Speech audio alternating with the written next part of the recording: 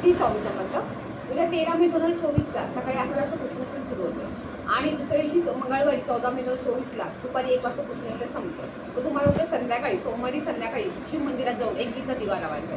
ते केल्याने काय आहे, तुम्हाला पितरांचा तुम्हाला आशीर्वाद तुम्हाला भेटेल. दुसऱ्या दिवशी मंगळवारी तुम्हाला काय करायचं, सकाळी तुम्हाला एक कोरा कागद घ्यायचा आहे, त्याच्या कुंकवानी स्वस्तिक काढायचे आणि त्या स्वस्तिकवर तुम्हाला थोडेसे तांदळाचे अक्षर ठेवायचे आणि तो कागद तुमच्या उजव्या हातात धरायचा आणि तुम्हाला एकदा हनुमान चालीसा वाचायची, एकदा अथर्वशीची वाचायची. तुम्हाला अथर्वशी वाचायला जमत नसेल तर तुम्ही एकदा ओम गणपती ही माळ जप करा आणि नंतर तो कागद तुम्ही तुमच्या देवघरात ठेवा. 10-15 मिनिटं देवघरात ठेवा. नंतर उचलून त्याची फोल्ड करून तुम्ही तुमच्या तिजोरीत तुम्ही जिथे पैसे ठेवता, चेकबुक ठेवता, तिथे तुम्ही नेऊन ठेवा.